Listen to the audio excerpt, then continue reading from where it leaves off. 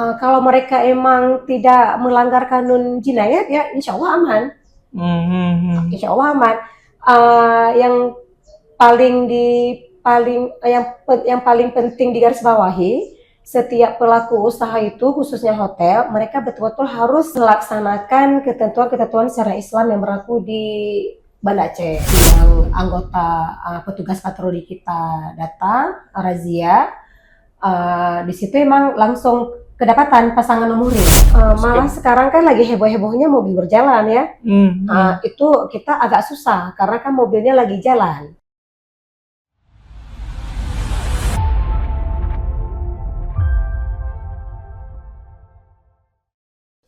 Pemirsa, saya Roni dalam 30 menit ke depan akan menemani Anda dalam program Saksi Mata. Sudah bersama saya saat ini Kabid Penegakan Perundang-undangan Daerah dan SDA Satpol PP dan WH Kota Banda Aceh, Nurul Farisa. Assalamualaikum Ibu, kita sapa terlebih dahulu.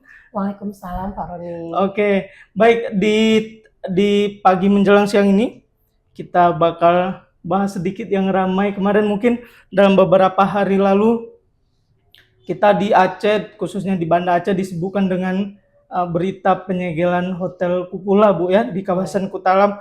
Itu mungkin Bu bisa diceritakan sekilas alasan utama penyegelan hotel ini, silakan. Baik Pak Roni. Jadi alasan utama kenapa kita ambil tindakan terakhir penyegelan karena terhadap hotel tersebut sudah beberapa kali melakukan pelanggaran syariat. Dan setelah kita telusuri juga ternyata penginapan tersebut juga tidak memiliki izin OSS. Jadi selama ini mereka izinnya ada tapi bukan izin perhotelan. Jadi yang kami terima surat izin OSS-nya itu izin to real estate. Jadi bukan izin perhotelan. Jadi setelah saya juga bersama tim, ada penyidik di sini juga setelah kita berembuk dan beberapa kali pelanggaran syariat telah dilakukan sehingga menimbulkan keresahan dari masyarakat. Jadi kita bersama tim juga Ibu Wali Kota memutuskan untuk menyegel atau menutup sementara hotel tersebut. Kalau hotel sendiri ini sejak kapan nih dalam pemantauan Pemko, mungkin khususnya ya Satpol PP WH? Kalau hotel bukan hotel Kupula aja sebenarnya, semua tempat usaha kita rutin melakukan pengawasan dan patroli. Tetapi terhadap hotel yang kemarin kita segel ini per bulan April yang lalu telah terjadi pelanggaran syariat, di mana itu langsung Ibu Wali Kota turun langsung razia, ditemukan beberapa pasangan yang non muhrim. Sehingga tindak lanjut dari hasil razia dari Ibu Wali Kota bersama tim, kita juga terlibat dalamnya. Kita panggil pemiliknya, manajemennya, pemiliknya, alhamdulillah ownernya datang.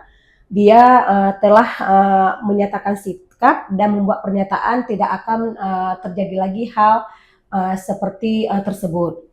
Dan beliau juga telah menandatangani pernyataan bermaterai 10.000 di depan penyidik kita.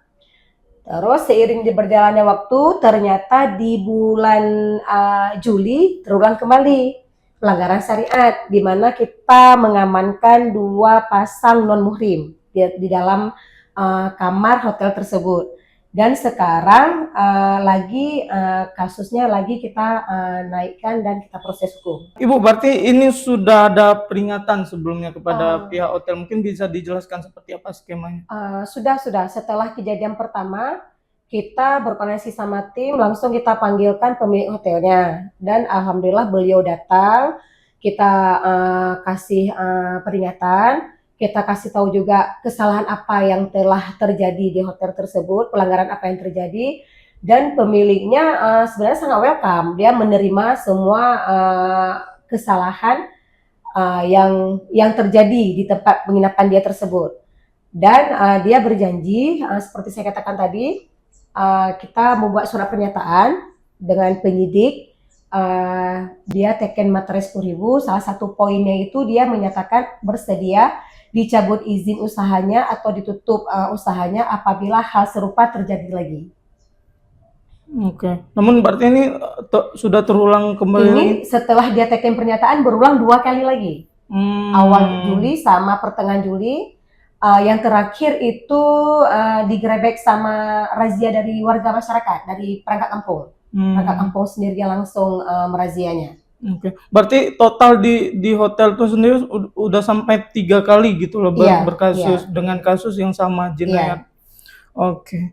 Baik. Kalau bukti konkret sendiri Bu yang mendasari dugaan praktik maksiat di hotel tadi, mungkin tadi salah satunya sudah disampaikan bahwa ada warga yang menggerebek, atau seperti apa bukti yang mungkin didapat khususnya dari kalau dari aparat penegak hukum sendiri? Kalau bukti ya seperti yang anggota petugas patroli kita datang, razia, di situ emang langsung kedapatan pasangan nomor ring yang sekarang yang tadi saya katakan lagi kita proses hukum. Itu emang langsung pasangan nomor ring.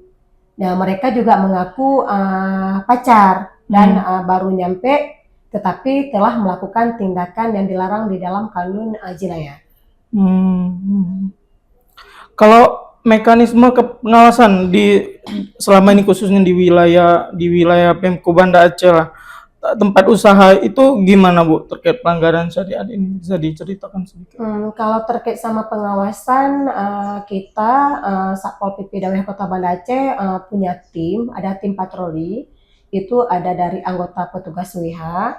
Jadi mereka pagi ada yang patroli di tempat-tempat wisata atau di tempat usaha, sore menjelang maghrib juga ada, dan kalau malam juga ada. Dan kalau malam kita ada tim kalong, ada tim intel, dan juga ada yang dari petugas Satpol PP-nya, petugas Satpol PP-nya. Jadi kita juga berkolaborasi sama masyarakat tentunya. Kalau selama ini Bu, kalau dilihat dari masyarakat sama yang yang ditangkap sama petugas sendiri tuh perbandingannya seperti apa Bu? Kalau bisa diberikan gambaran soal pengawasan? Perbandingannya hampir sebanding lah ya. Karena kalau dari masyarakat pun kita banyak juga, baik masyarakat itu melapor melalui call center atau emang langsung masyarakatnya via phone langsung telepon ke unsur pimpinan kita. Jadi kalau dari petugas kita kebanyakan mungkin yang paling rutin kedapatan ya seperti di taman-taman. Kalau misalnya di hotel ataupun di kafe-kafe itu sekalian jalan mereka mampir kalau ada yang mencurigakan. Kalau di lapangan juga seperti di taman-taman sering kalau misalnya pelanggarannya ringan, sering anggota kita memberikan pembinaan langsung di tempat. Oke. Ibu, kalau secara regulasi sendiri nih, apakah ada rencana misal membuat regulasi tambahan misalnya dari regulasi yang sekarang khususnya untuk pencegahan kasus serupa jinayat seperti di hotel kemarin? Kalau regulasi sekarang kita kan di Aceh kan ada Kanun Aceh nomor 6 tahun 2014 tentang hukum jinayat. Di dalam kanun tersebut, kalau yang kami pelajari, insya Allah terkait sama pelanggaran syariat non-muhrim, mungkin sudah terrealisasi. Sudah cukup ya? Ya, sudah cukup. Cuma di pelanggaran seperti LGBT, LGBT mungkin di kanun masih kurang spesifik menyebutkan pelanggaran bagaimana bisa kita tetapkan dia telah melakukan LGBT tersebut, apa liwat, lesbian gitu. Regulasinya belum diatur secara detail dan khusus terhadap yang kasus liwat agak masih kurang kalau menurut kami petugas di lapangan. Oke, kalau seperti kejadian kemarin mungkin penyegelan hotel, salah satunya Kupula, itu gimana proses penutupan permanen bila bila dilanggar lagi nih? Seperti apa mekanismenya mungkin Bu? Jadi kalau mekanisme penutupan kemarin kebetulan Kupula karena nggak ada izin, jadi kita penutupan sementara karena hotel tersebut kemarin kan nggak ada izin. Tetapi kalau misalnya tempat usaha tersebut berizin, jadi Pemko akan menyurati ke pusat, ke OSS pusat untuk mencabut izin tempat usaha tersebut dengan alasan-alasan tertentu. Nah, kalau misalnya dia pelanggaran syariat, maka akan kita jabarkan pelanggaran apa yang telah dilakukan, tindakan apa yang Pemko sudah ambil, sehingga kita mengusulkan ke pusat untuk dicabut izinnya. Karena di dalam kanun jinayat juga tersendiri diatur terhadap badan usaha yang melanggar isi kanun jinayat, maka dia dapat sanksinya dicabut izin. Oke. Itu ada pasal 70. Kalau yang kasus kemarin sendiri Bu, itu kan sementara, berarti dia masih bisa mengurus izin kembali atau membuka kembali seperti biasa atau seperti apa mungkin itu? Iya, tetapi kemarin Ibu langsung Bu Wali kan langsung turun ketemu pemiliknya. Ibu juga sudah mengatakan karena beliau tidak ada izin, jadi yang pemiliknya juga bertanya apakah kami masih bisa buka. Bisa, tapi nanti ada suatu pernyataan yang kita pertegas lagi untuk pemilik tersebut untuk membuka sejenis penginapan atau hotel. Jadi dia bisa mengajukan izin ke DPM PTSP. Nanti di sana juga selain dia memenuhi semua syarat-syarat yang ditentukan, tapi kita juga akan membuat sebuah pernyataan yang pertegas terhadap keberlangsungan tempat usaha tersebut nantinya. Terutama untuk pelanggaran jinayat itu Bu ya. Iya. Oke.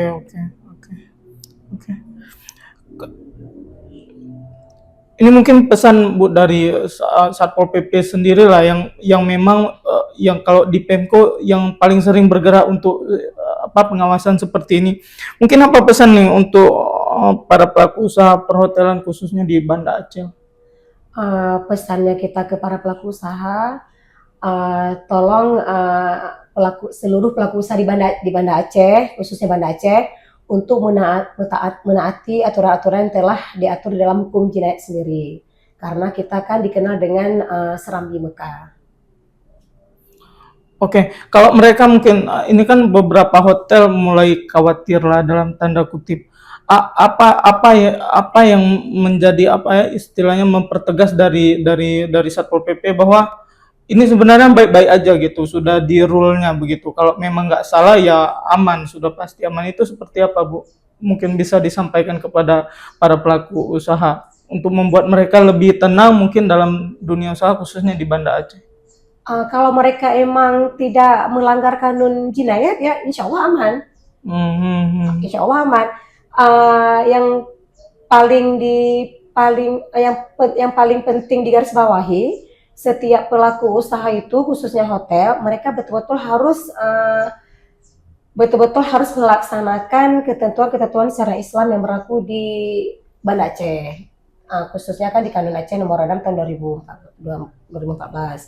Kalau mereka emang dapat menerapkan atau melakukan sesuai dengan ketentuan yang ada, insya Allah aman. Mungkin kalau pihak hotel memperketat lagi pengawasan terhadap tamu yang datang sendiri, tetapi tiba-tiba nanti ada tamu yang datang berkunjung, mungkin dari pihak hotel sendiri bisa meningkatkan keamanan untuk mencegah hal-hal yang tadi kita bicarakan itu jangan terjadi. Oke, Ibu, kita juga pernah ngobrol sama pihak hotel. Mungkin ada beberapa skema mereka para tamu ini melakukan dalam tanda kutip jinayat lah begitu, tanpa diketahui pihak hotelnya. Misal ada yang awalnya pesan 2 kamar, tiba-tiba malamnya melakukan aksi jinayat gitu, atau ada juga yang misalnya satu naik terus tunggu di atas, tiba-tiba yang lainnya atau pasangannya sekitar beberapa jam selang baru naik ke atas gitu. Itu yang disampaikan beberapa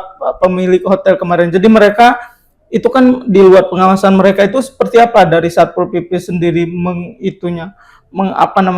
memberikan saran juga dalam skema pengawasannya, menangkapnya, apakah seperti ini memang bisa juga ditutup hotelnya karena memang berbagai cara bisa dilakukan pada tamu untuk melakukan hal-hal yang tidak diinginkan tersebut. Seperti apa itu Ibu melihat?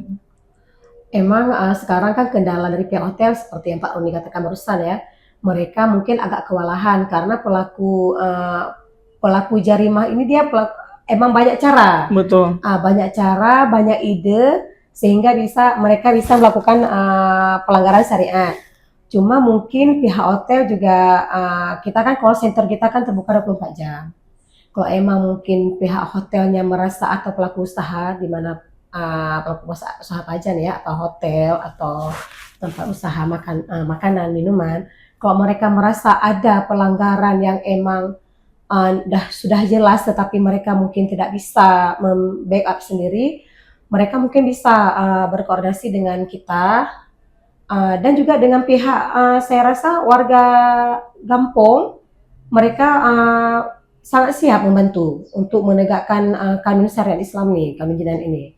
Karena saya lihat sekarang pun dari masyarakat Gampong juga sangat konsisten dalam menegakkan syariat, terbukti dengan banyaknya laporan ke kami, banyaknya diserahkan pelanggar ke kita Satpol, itu sekarang banyak juga andil dari pihak Gampong, dari warga. Oke. Berarti kalau yang kasus-kasus seperti misal yang Ibu ceritakan tadi, itu mereka berarti apa ya, dalam tanda kutip mereka terhindar lah dari penyegelan begitu dan segala hal-hal yang mungkin tindak tegas dari Satpol PP atau seperti apa?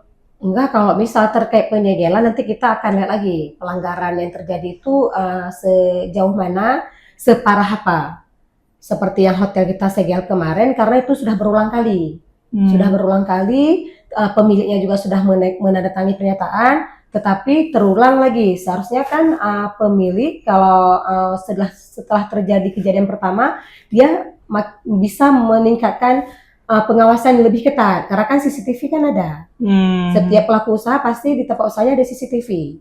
Nggak mesti dia harus gedor-gedor kamar per kamar, tetapi dia mungkin petugas hotel tersebut bisa mantau lihat CCTV aja. Kalau ada yang mencurigakan, itu mereka langsung bisa menindak atau menghubungi perangkat Gampong, bisa, Satpol PP juga bisa.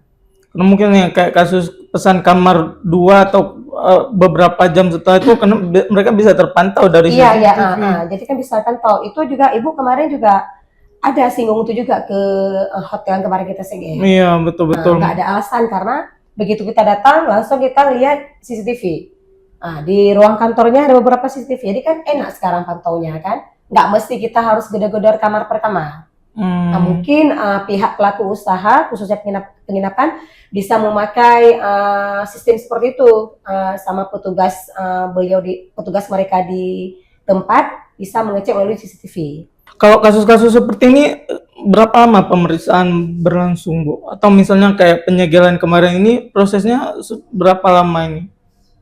Kemarin sebelum kita buat penyegelan, kita emang rapat tim dulu ya, rapat tim sama Pak Kasat juga, kita duduk berembuk semua kejadian, kesalahan yang dilakukan pihak hotel tersebut, udah kita rangkum dokumennya.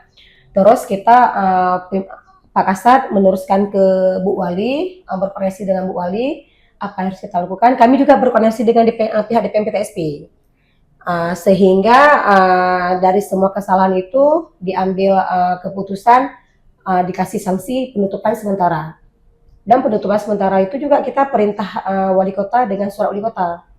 Jadi wali kota memerintahkan Satpol PP untuk melakukan penutupan atau penyegelan sementara tersebut. Ini ada dikasih waktu nggak, berapa lama waktunya, space waktunya, misalnya apakah itu dalam mengurus untuk menghidupkan kembali hotelnya atau dan lain-lain lah selama proses itu sehingga hotelnya bisa beraktivitas kembali, itu berapa lama waktu yang kemarin memang pemiliknya waktu di hari kejadian langsung menanyakan ke kami bagaimana prosesnya saya biar bisa mendapatkan izin. Itu terkait waktu mengurus izin dan lainnya itu yang lebih tahu spesifiknya kan di DPM PTSP. Jadi kami mengarahkan pemiliknya kemarin langsung bertemu sama pimpinan di DPM PTSP terkait hal-hal yang dia harus penuhi untuk mengurus izin tersebut. Bila izin tersebut telah keluar, diberikan izin untuk beroperasi hotelnya, kita akan duduk kembali, nanti akan kita berikan seperti saya katakan di awal tadi, akan kita berembuk kembali dengan pimpinan dan akan kita buat pernyataan yang lebih tegas daripada pernyataan yang telah ada. Oke, kalau pengurusan kalau di DPM PTSP mungkin terpisah lah dengan di Satpol PP ya. Kalau yang di Satpol PP sendiri itu berapa lama, Bu, pengurusan yang kayak misalnya mengurus penambahan pernyataan dan lain-lain tadi itu seperti apa, lama atau bisa? Enggak lama, di kita enggak lama. Kalau emang izinnya udah ada, dibawa ke sini, kita akan langsung berembuk sama penyidik juga kan. Terus akan langsung kita ambil keputusan. Kalau emang itu buka, maka stiker yang kemarin kita tempel sama yang garis pembatas akan kita buka kembali. Hmm, hmm, hmm. Ibu, ini kita beralih sedikit soal yang dimintai keterangan. Mungkin beberapa tadi kan sudah 3 kasus yang didapat dari sana. Kalau mereka ini sendiri, Bu, mungkin bisa disampaikan yang ketiga nih, seperti apa ditangkapnya? Apakah di dalam sedang ibaratnya sedang berduaan saja begitu, atau ada skema-skema lain yang ditemukan di lapangan oleh para petugas? Itu yang kejadian yang beberapa kali ya. Mm. Kejadian beberapa kali. Yang pertama kali kan memang di bulan April itu langsung ibu bersama tim turun ke wali kota. Mereka mengaku telah melakukan perbuatan kawat itilat. Yang kedua itu dari petugas Satpol di bulan Juli, di awal Juli, itu petugas kita merazia ke hotel tersebut. Di dalam 2 kamar didapati 2 pasang. Mereka juga mengaku ke penyidik kita telah melakukan perbuatan kawat itilat. Setelah dimintai keterangan lebih lanjut di kantor, setelah kita bawa ke kantor, diminta keterangan lebih lanjut oleh penyidik, 1 pasang mengaku telah melakukan perbuatan zina.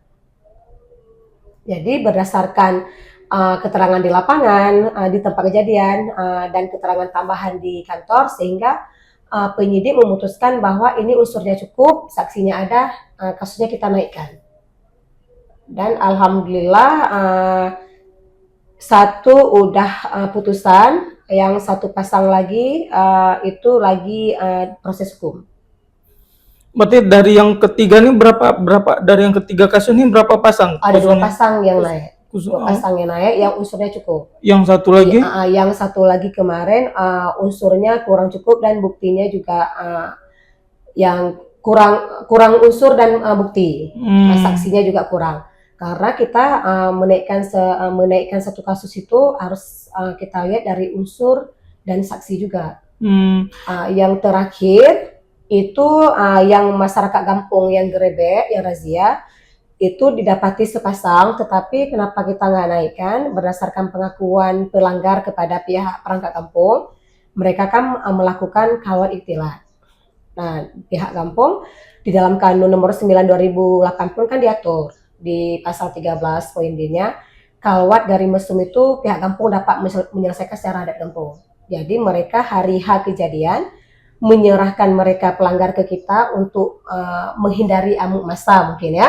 Sehingga mereka besoknya datang lagi ke kita minta untuk diselesaikan secara adat dan resam kampung. Berarti yang 2 lainnya, 1 sudah putusan, 1 lagi masih proses di sini. Itu sampai kapan, Bu? Biasa berapa lama proses dari awal penangkapan sampai mereka putusan tuh, sekitar berapa kalau rata-rata pengalaman? Kalau di kita kan ada waktu 20, 30, 50 hari di kita itu kalau kawat iktilat.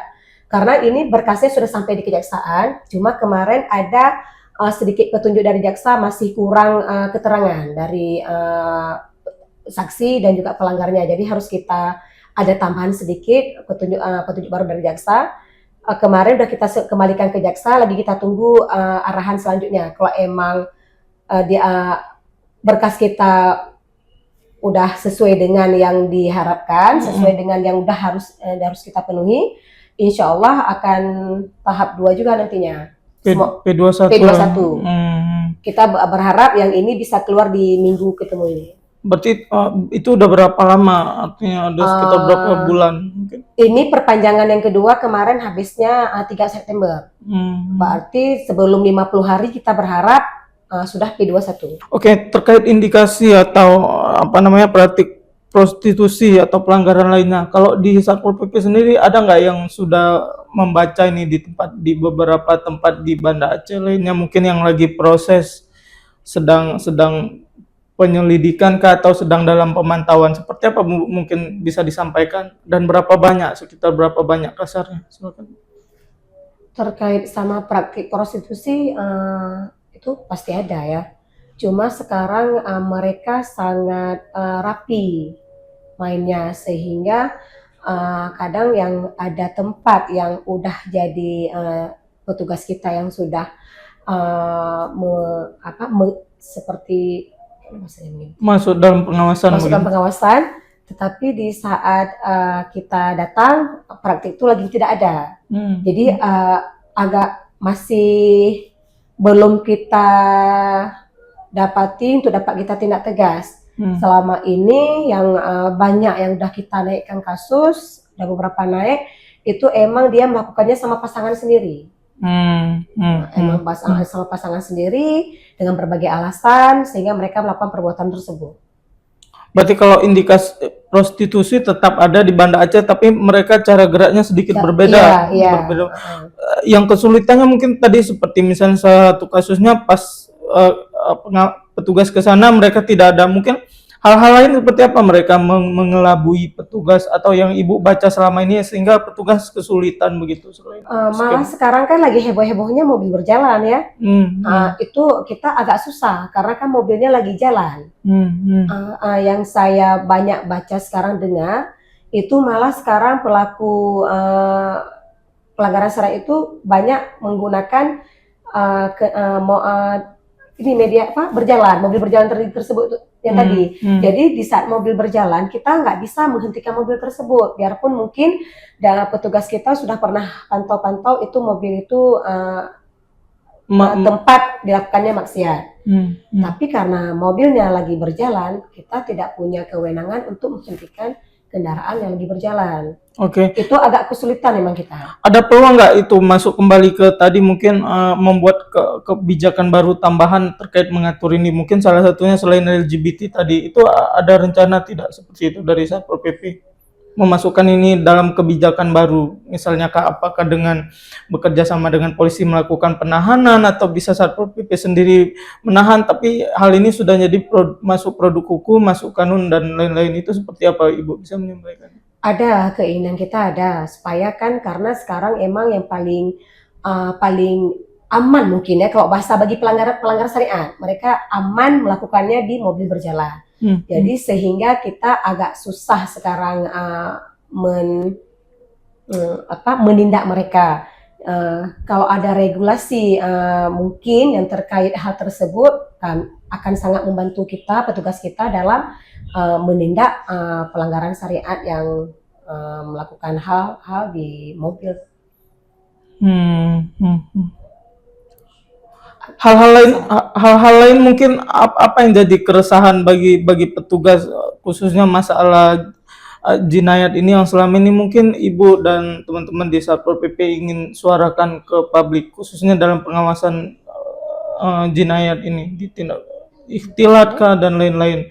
Apa yang jadi keresahan mungkin di sini yang jadi catatan lah perlu disampaikan ke publik terkait pengawasan ini sejauh ini?